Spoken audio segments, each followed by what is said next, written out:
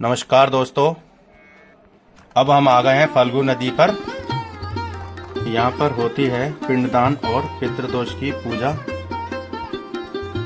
जैसा कि आप देख रहे हैं, यहाँ पे कुछ लोगों की पूजा चल भी रही है।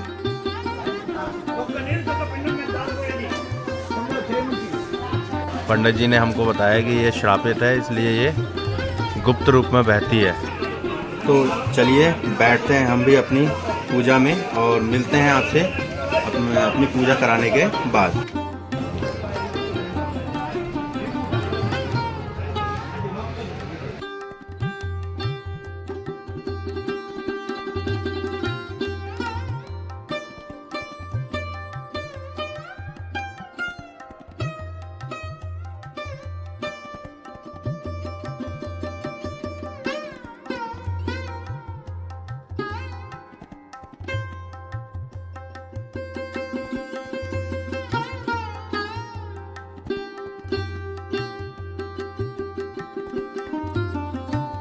लगाया और 10,000 वर्ष वो पैर के अंगूठे पर खड़ा होकर करके और तपस्या किया, यही मगध में कोलाहल पर्वत पर। और तपस्या के पश्चात में गयासुर राक्षस का शरीर का साइज हुआ 5 कोसम गया क्षेत्रम कोसमेकम गया सिरा, मतलब 5 कोस का शरीर और 1 कोस का सर हुआ। नारद जी आज भी निरीक्षण करने आते, आप खाली ध्यान रखना, जो आप कर्म करते हो उसका फल आज भी सही मिलता है। ऐसा है नारद जी निरीक्षण। कौन सा दृश्य है, वासुदेव करके गयासुर के राक्षस के पास पहुंचे, नजदीक में गए तो नारद जी समझ गए कि त्रिपुरासुर का बेटा है और इसका गयासुर नाम है। ये 10,000 वर्ष से तपस्या कर रहा है और तपस्या के पश्चात उनकी इतनी बड़ी शरीर प्राप्त हुआ। यह देख करके नारद जी बड़ा चकित रहे और जाकर के ब्रह्मा जी को बताए कि प्रभु आपके नाम के गयासुर राक्षस 10,000 वर्ष से अनूठा पर तपस्या कर रहा है, अब उसको वरदान देने का समय आ गया है, आप चल करके उसको वरदान दे दीजिए। अब ब्रह्मा विष्णु महेश तीनों घर पहुंच गए और तीनों पहुंच करके गयासुर राक्षस के पास गए। वहां जाकर के गयासुर राक्षस देखा प्रभु को, गयासुर राक्षस था बहुत प्रसन्न हो गया। उसको लगा कि प्रभु आज हमारा तपस्या पूर्ण हुआ और आपकी आगमन हुई। अच्छा, आप यहाँ आए किस लिए प्रभु, ये बता दीजिए।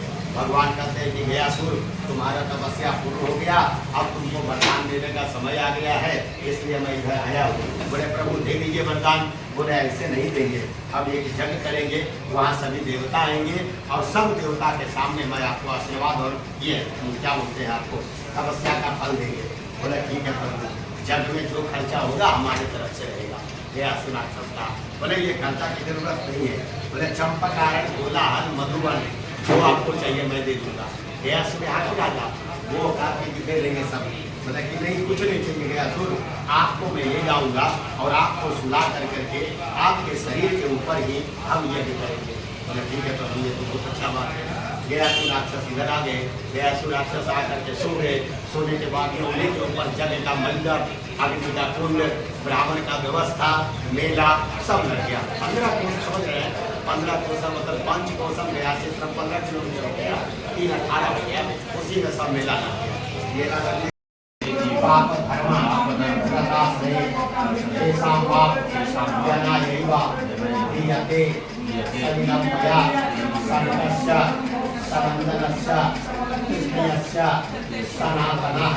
माता में वरदान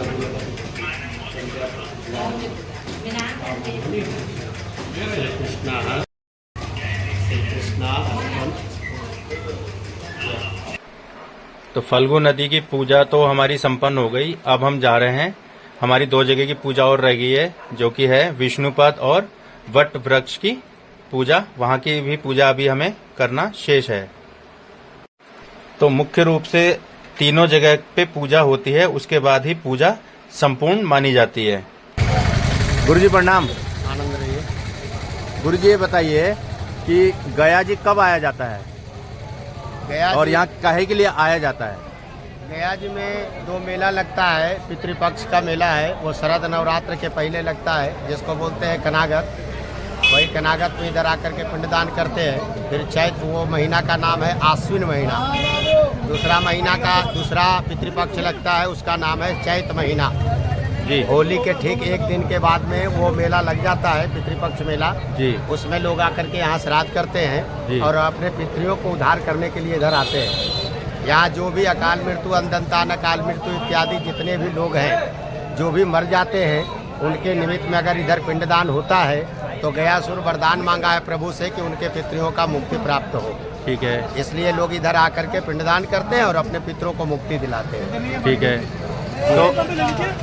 तो गुरुजी ये बताइए कि यहाँ पे पूरे साल पे कर सकते हैं? पूरे साल पे भी कर सकते हैं। कृष्ण पक्ष का महीना जो होता है, हाँ। जैसे महीने में 2 पक्ष होता है, एक कृष्ण पक्ष एक शुक्ल पक्ष। ठीक है। कृष्ण पक्ष में श्राद्ध का कर्म होता है, उसमें आकर के श्राद्ध करेंगे, लेकिन जितना फल प्राप्त होता है वो पितृपक्ष वाले में उतनी फल का कामना न करें, हाँ। और अपनी श्रद्धा भक्ति से कोई भी दिन अगर आकर के करते हैं तो श्राद्ध हो जाता है। तो गुरुजी एक चीज़ बताइए कि यहाँ जो ये पिंडदान किया जाता है, इसमें कम से कम कितना खर्चा हो सकता है? कम से कम में आप देखिए, अगर आप इधर पिंडदान खाली करने के लिए आएंगे तो आपको 2100 रुपया में पिंडदान हो जाता है। अच्छा। ठीक है। अगर पिंडदान के साथ में पितृदोष है, बहुत सारा है, दान पुण्य का कोई अपना एक ये है, लेकिन अगर बंदा चाहेगा कि नहीं मेरे को पिंडदान करना है, हाँ। और मेरे पास पैसा 1100 रुपया है, तो उनका भी पिंडदान इधर होगा। अच्छा। हाँ जी। मतलब गरीब से गरीब भी कर सकता जी, है जी। और अमीर से अमीर। और वही नहीं, इधर तो अगर पैसा नहीं है, अगर अपने दोनों हाथ उठा करके फल्गु नदी में ऐसे बोले कि पितृ हमारे पास कुछ नहीं है, हाँ। मैं आपके निमित्त सिर्फ इधर आया हूँ, हम्म। तो भी उसके पितरियों का मुक्ति प्राप्त होता है। अच्छा। तो गुरुजी आपने ये जानकारी दी, हमें बहुत अच्छा लगा, और आप अपना नंबर बता दीजिए, अगर किसी को जरूरत होगा तो वो आपसे कांटेक्ट करेगा। मेरा नाम पंडित नारायण शास्त्री है, जी। 9572158172। तो दोस्तों मैं ये नंबर आप गुरुजी का इसमें डिस्क्रिप्शन में डाल दूंगा, और वीडियो के नीचे भी ये नंबर चल रहा है, तो आप देख लीजिएगा, और गुरुजी से जब भी आपको कांटेक्ट करना हो आप काम के लिए कांटेक्ट कर सकते हैं। तो इसी के साथ पंडित जी प्रणाम। आनंद रही, आनंद रही। तो दोस्तों हमारा जो पूजा पाठ का कार्यक्रम था, फाल्गुनी नदी के किनारे जो हमने पूजा पाठ करी अपने, वो हमारा पूजा पाठ पूरा हो गया, और हम रूम पे आए। फाल्गुनी नदी मैंने आपको दिखाई थी, उसमें कोई जल नहीं बहता है। वहाँ पंडित जी बता रहे थे कि वो नदी जो है गुप्त रूप में बहती है, और बताते हैं कि अगर आप वहाँ पे 10 मिनट भी खड़े हो जाएंगे तो वहाँ पे आप पानी निकल जाएगा, मतलब ज़मीन धंसने लग जाएगी नीचे। तो वो नदी जो है नीचे नीचे बहती रहती है, ऊपर सूखी रहती है बिल्कुल। तो इसलिए वहाँ पे नहाना धोना तो हुआ नहीं है, हमने अपने होटल में आके नहाए धोए, और होटल में नहा धो के अब हम जा रहे हैं खाना पीना खाने, देखो, और फिर चलिए चलते हैं। चले? हाँ जी, चलिए, क्या खिलाओगे? तो दोस्तों अब हम आपको खाने पे मिलते हैं। चल अब बेटो, सेंसर है, अब ये अभी लॉक नहीं हुआ, देखो इसको, अभी लॉक नहीं हुआ, ये अब लॉक हो गया। अब इसको लगाएंगे ना यहाँ पे, ये इसको ऐसे लगा देंगे, नीचे से नीचे यहाँ से पूरा कर। हाँ ये सेंसर लगा देंगे, ये खुल गया, ये देखो सेंसर वाला लॉक है, ये लॉक हो गया। अरे ये देखो ये लॉक हो गया ना। चलिए तो दोस्तों अभी हमारे होटल वाले ने हमें बताया है कि ये मारवाड़ी भाषा के नाम से है, इसमें आप मारवाड़ी खाना खा सकते हैं। तो हम इसी में ट्राई मारते हैं। चलिए चलते हैं इधर, ये मारवाड़ी भाषा। तो दोस्तों इस थाली में दिया है इन्होंने हमारे को कड़ी पकौड़ा, दाल, लौकी की सब्जी, ये आलू की सब्जी, रोटी, सलाद, अचार प्लस चटनी। ये 120 रुपए की थाली है।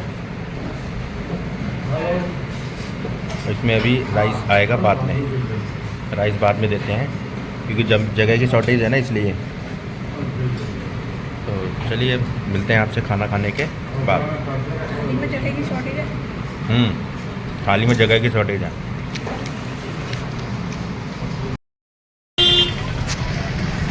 दोस्तों खाना पीना हमारा हो गया। खाने की बात करें तो बिल्कुल लाइट खाना, पतली पतली रोटियां घर जैसी। खाना कैसा लगा? अच्छा था, बढ़िया। इनको ठीक लगा, उसको पूछते हैं। एक बंदा और जा रहा हमारे साथ। खाना कैसा लगा? बेकार। इसको बेकार लगा। इस देखो, घर जैसा खाना खाना है, लाइट खाना, कम नमक मिर्च का, बहुत बढ़िया खाना था। जो ज़्यादा नमक मिर्च खाते हैं, चटकदार खाना, उसके लिए तो बिल्कुल बकवास। खाना कैसा लगा? बहुत बढ़िया। इससे बढ़िया खाना हमारा रामेश्वरम में जो हमने खाया था ना, 100 रुपये पर थाली, वो बहुत अच्छा था। तो दोस्तों, अब हम निकल आए रात में गया जी की मार्केट घूमने। तो मार्केट ऐसी कुछ खास है नहीं यहाँ पे, मोस्टली मार्केट बंद ही हो गई है। ये देखिए, ये यहाँ की मार्केट ज़्यादातर बंद हो चुकी है। हाय हाय, टाइम अभी 9 बज रहे हैं। 9 बजे मार्केट क्लोज। हमने सोचा था यार थोड़ा मौसम ठंडा हो जाएगा, पूरे दिन तो हमने रेस्ट करा। हमने सोचा कि शाम के टाइम निकलेंगे, मार्केट वगैरह घूमेंगे। होटल से निकल के देखा तो मार्केट बंद हो गई। वैसे ये लोकल लोगों की मार्केट है, यात्री को तो कोई मतलब होता नहीं है इस मार्केट से। ये देखिए, सारे शटर ऑफ हुए पड़े हैं। और थोड़ी बहुत जो मार्केट खुली मिलेगी हमारे को, वो मिलेगी स्टेशन के सामने। चलते चलते दोस्तों हम थोड़ा आगे निकले तो यहाँ पे हमें थोड़ी सी मार्केट में चहल पहल दिखाई दी है। यहाँ पे ज़्यादातर शॉप जो है ना, मिष्ठान वगैरह की ज़्यादा है। पता नहीं क्या उड़ा रहे हैं यार, खांसी बहुत आ रही है। सारे ही खांस रहे हैं, जितने भी हमारे साथ है ना, हम सब लोग खांस रहे हैं। बेटा खांस को दिखाओ। ये देखिए, थोड़ी बहुत यहाँ पे चहल पहल है मार्केट में। बाकी पीछे तो सारी मार्केट एकदम ऐसे सुनसान पड़ी थी, जैसे कि हम रात को 12-1 बजे आए हों।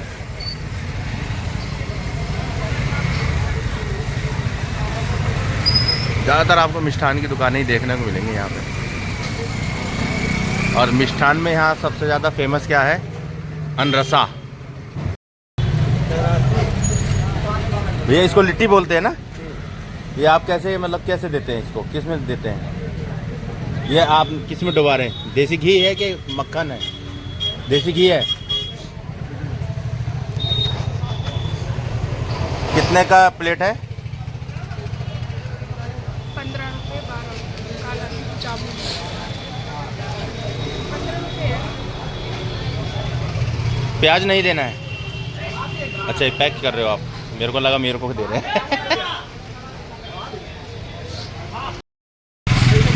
ये लगने जा रही है हमारी लिट्टी की प्लेट। एक प्लेट में दो आती हैं, तो 2 दोने में कर देना अलग एक।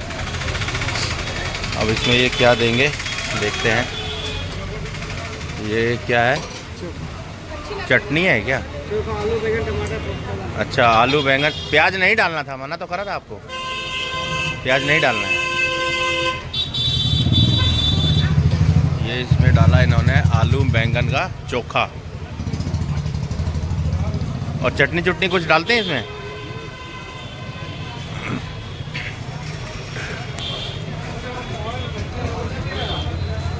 कितने के 2 पीस? 30 रुपए के 2 पीस। मैंने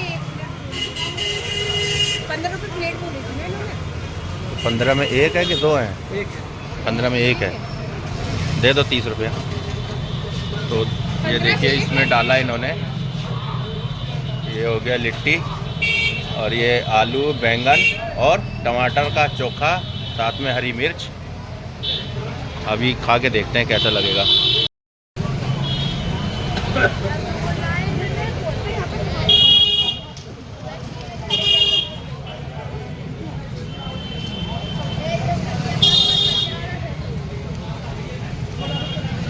भाई ये हाथ से खानी पड़ेगी यार, चम्मच से नहीं खाई जा रही है। थोड़ी गरम है।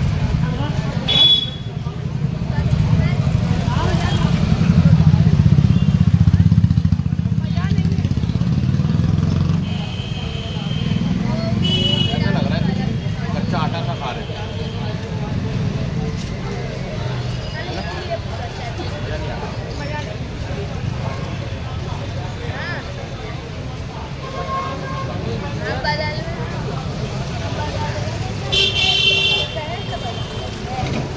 आटा लग रहा है यार। हम नहीं बोलेंगे कि कोई खाए। लिट्टी चोखा, नाम बड़े दर्शन छोटे। कैसा लग रहा है? जिस हिसाब से इसका नाम है उस हिसाब से हमारा टेस्ट नहीं है। टेस्ट नहीं है? खाने में कैसा लग रहा है ये बताओ। ठीक है, काम चला हुआ है। ऐसा नहीं लग रहा जैसे कच्चा आटा खा रहे हो? हाँ, ऐसे ही थोड़ी फीलिंग आ रही है ना? ऐसे ही महसूस होता है। हाँ। तो दोस्तों आगे हमें चलते चलते मार्केट में ये गुरुद्वारा मिला है। अच्छा, ये वाला रोड, ये पूरा रोड सारा गुरुद्वारा रोड के नाम से फेमस है और ये स्टेशन से ही आता है। तो लो जी, अब चलते चलते अब ये आ गए हम स्टेशन की तरफ। ये सामने जो लाइटिंग दिख रही है ना, ये बड़ी सी, ये स्टेशन में जल रही है। ये आ गया स्टेशन रोड। और अब हम देखते हैं खाने पीने की कुछ व्यवस्था। एक ये है प्रमोद लड्डू भंडार, ये रेस्टोरेंट भी है इनका। बाकी शुद्ध मारवाड़ी भोजनालय आगे दिख रहा है। तो दोस्तों हम आ गए मारवाड़ी भोजनालय में। बढ़िया चिल्ड किया हुआ है यार। भाई खाना वाना तो हमारा हो गया। अब खाना वाना खाने के बाद आ गए हम भैया के पान की दुकान पे। ये देखिए, अब सबका प्लान हुआ है कि हाँ पान खाया जाएगा। आज गया जी का पान खाएंगे। ये लगा दिया चूना और कत्था। अब इसमें क्या क्या डालेंगे महाराज?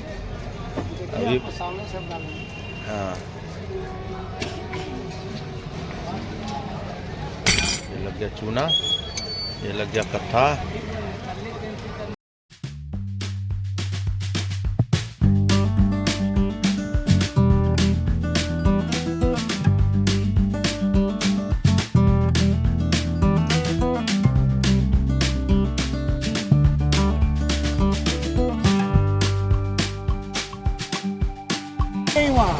खाली एक अमिताभ बच्चन गाना गा के वहाँ का फेमस कर दिया। खाएंगे पान बनारस वाला। जी, लेकिन पान यहीं से जाता मैडम, वहाँ बिहार से यहीं से गया जिला से पान जाता वहाँ। अच्छा, जी हाँ, अब वहाँ मशहूर वहाँ का है। सिर्फ वहाँ का सूरती है, पान तो यहीं का आपका मेन है।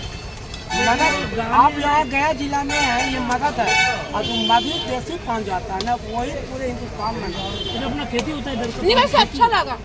वो हम पान, खाते नहीं है, अच्छा लगा। वो पान पूरे हिंदुस्तान में आपको कहीं नहीं मिलेगा। अच्छा, यहाँ को पान बहुत नामी है पूरे हिंदुस्तान का। वो तो अमिताभ ने गाना गा के जी उसको हाँ, बड़ा, खाली फेमस कर दिया। अमिताभ बच्चन जी ने फेमस कर दिया है लेकिन बनारस का पान। पान यहीं से जाता है। हाँ, यहीं से जाता है पान। जो अमिताभ बच्चन जो पान खाया है, राजा रजवाड़ के सब चला गया है। पान बड़ी सूख चीज है, पान में गुड़ बहुत है। बहुत गुण है पान में। पहले लोग खाना खाने वाले पानी खाने आते थे बाहर। राजा रजवाड़ के अब हवा खाने आते हैं। अब गुटखा खाता है, गुटखा। अब आदमी गुटखा खाने लगा है, पान कहाँ खाता है।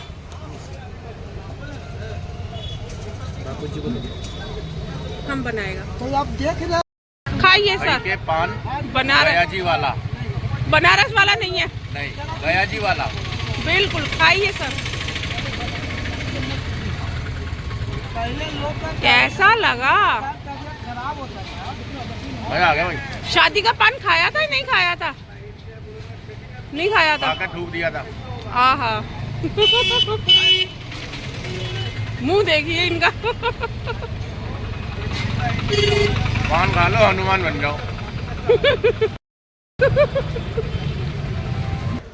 ये देखो पान खाया जा रहा है, खाया नहीं जाएगा, खाया जा रहा है, बोला नहीं जा रहा है। हनुमान वन साइड हनुमान है सारे। तो दोस्तों अब इस ब्लॉग को करते हैं यहाँ पे एंड। कल सुबह निकलेंगे बोध गया जी के लिए, जिसमें हम देखेंगे बोध गया जी के टेम्पल, साथ ही साथ देखेंगे हम सीता कुंड और फल्गु नदी को विस्तार से जानेंगे। तो बने रहिए हमारे इस वीडियो के साथ। और वीडियो में पहली बार है तो चैनल को कर दीजिए सब्सक्राइब, ताकि आने वाला नोटिफिकेशन आपको सबसे पहले मिल सके। तो इसी के साथ करते हैं वीडियो को एंड। जय हिंद, जय भारत।